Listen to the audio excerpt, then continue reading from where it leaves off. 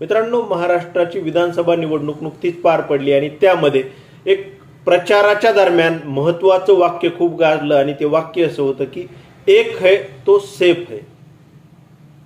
आणि मग ते वाक्य एक है तो सेफ है अशा अर्थाने नाही, परंतु एक है तो सेफ है अशा अर्थाने 2014 पासूनच नरेंद्र मोदी आणि देवेंद्र फडणवीस वापरत असल्यासारखं दिसत आहे. मग नक्की कसं, हेच पुढील काही मिनिटांमध्ये आपण समजून घेणार आहोत. संपूर्ण व्हिडिओ नक्की पहा आणि चॅनल सबस्क्राईब करायला अजिबात विसरू नका. तर मित्रांनो, देवेंद्र फडणवीस आणि नरेंद्र मोदी या दोघांमध्ये बरेचसे साम्य आहेत. म्हणजे त्यांचं नाव नरेंद्र आहे तर यांचं देवेंद्र आहे, म्हणजे कुठंतरी ते यमक जुळतं. दुसरं म्हणजे 2014ला नरेंद्र मोदींचा उदय झाला, तसा 2014ला देवेंद्र फडणवीस यांचा देखील उदय झालेला आहे. मग नुकतीच 2024ला नरेंद्र मोदी यांनी तिसऱ्यांदा पंतप्रधान पदाची शपथ घेतली. तसंच आज देवेंद्र फडणवीस हे देखील तिसऱ्यांदा मुख्यमंत्री पदाची शपथ घेत आहेत. आणि मग यांचे हे साम्य पाहिल्यानंतर मग यांची राजकीय कारकीर्द एवढी जास्त कशी पुढं जात आहे, किंवा यांना प्रतिस्पर्धी स्पर्धक का तयार होत नाही, किंवा यांना हटवले जात का नाही, याचा जेव्हा मी शोध घ्यायला गेलो तेव्हा माझ्या लक्षात आलं की एक है तोही सेफ है. मग त्या निवडणुकीमध्ये वेगळ्या अर्थाने ते वाक्य वापरलं होतं, परंतु मग ह्या स्वतःच्या पक्षामध्ये देश पातळीवर नरेंद्र मोदी आणि राज्य पातळीवर देवेंद्र फडणवीस एक है म्हणजे एकटंच आहे तर सेफ आहे अशा पद्धतीने हे 2014 पासूनच वापरत आहेत.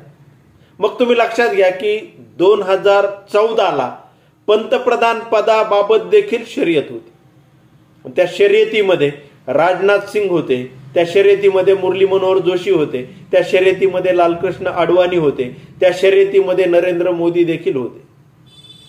आणि मग 2014ला जेव्हा नरेंद्र मोदी पहिल्यांदा पंतप्रधान बनले तेव्हा पहिल्या वर्षभरात, 1.5 वर्षात, 2 वर्षात त्यांनी काम कोणतं केलं तर स्वतःला एकटं बनवण्याचं, एकच राहण्याचं. आणि मग त्यांचे जे स्पर्धक आहेत ते हळूहळू करून एक संपवायला सुरुवात केली.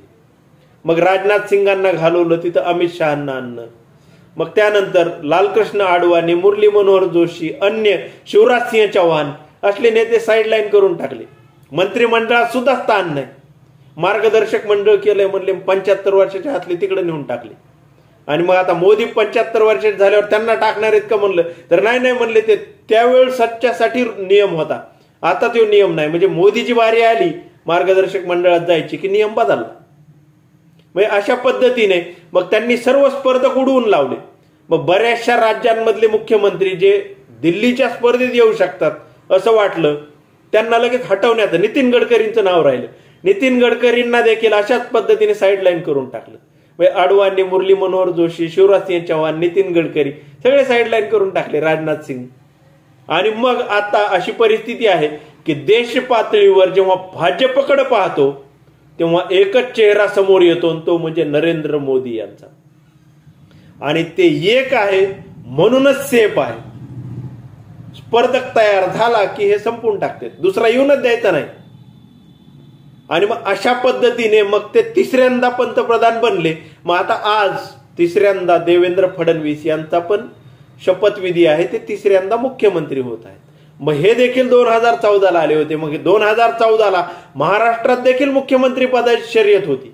मग त्या शर्यतीत कोण कोण होतं तर विनोद तावडे होते, पंकजा मुंडे होत्या, एकनाथ खडसे होते, चंद्रशेखर बावनकुळे होते आणि अन्य बरेचसे होते. मग पहिल्या 1-2 वर्षात जसं मोदींनी केलं त्यांच्याच पावलावर पाऊल ठेवून देवेंद्र फडणवीस यांनी देखील मग हळूहळू चंद्रशेखर बावनकुळे यांचे अधिकार कमी केले, त्यांना साईडलाईन केलं. त्यानंतर मग विनोद तावडे यांना साईडलाईन करून ते दिल्लीलाच पाठवून दिलं.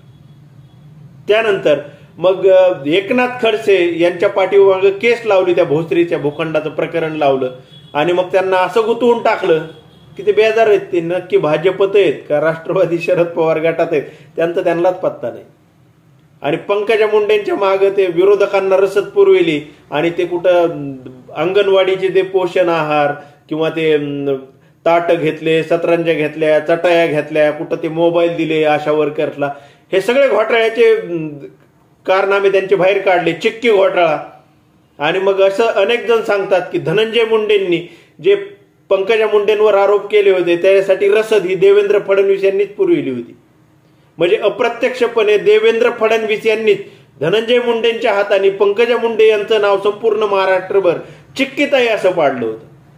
म्हणजे असं करून देवेंद्र फडणवीस यांनी एक एक एक एक एक एक संपून टाकले. आणि 2019 येता येता अशी परिस्थिती झाली की पंकजा मुंडे पराभूत झाल्या स्वतःच्याच मतदारसंघात. तिथंही विरोधकांना रसद पुरवायचं काम फडणवीसांनी केलं असं तिकडचे लोक सांगतात. चंद्रशेखर बावनकुळेला तिकीटच मिळून नाही दिलं आणि एकनाथ खडसेची तर बेकार अवस्था करून टाकली. आणि मग स्वतःची टीम उभा केली, स्वतःची टीम अशा पद्धतीने उभा केली. दहशत पहा, देवेंद्र फडणवीसची दहशत पहा की 4 दिवसापूर्वी बातम्यांमध्ये जेव्हा मुख्यमंत्री कोण होणार असं सर्व येत होतं त्यावेळी अचानकपणे बातम्यांमधून काही नावं पुढे आले होते.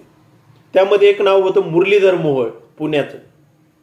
आणि काही तास गेले म्हणजे नाव आलं चर्चेमध्ये की मुरलीधर मोहोळला समोर येऊन स्पष्टीकरण द्यावं लागलं की मी काही मुख्यमंत्री पदाच्या शर्यतीत नाही.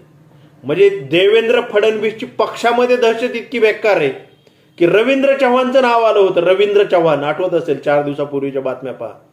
रवींद्र चव्हाण यांचं नाव आलं की काही तासांनी रवींद्र चव्हाण यांना देखील स्पष्टीकरण द्यावं लागलं की मी त्या मुख्यमंत्री पदाच्या शर्यतीत नाही म्हणून.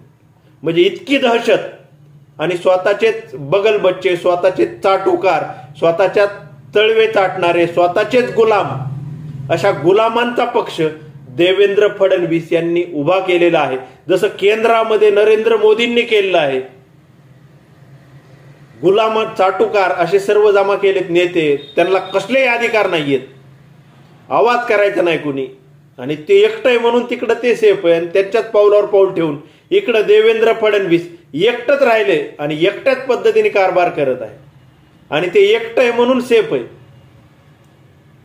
आणि मग अशा पद्धतीने आत्ताच्या महाराष्ट्र विधानसभा निवडणुकीत जरी योगीने येऊन ते कटेंगे बटेंगे आणि एक है तो सेफ है असा जनतेसाठी वेगळा संदेश दिला असला तरी भाजपमध्ये देश पातळीवर नरेंद्र मोदी आणि राज्य पातळीवर देवेंद्र फडणवीस यांनी एक है तो सेफ है हे स्वपक्षीयांवरच 2014 पासूनच राबवलेलं आहे.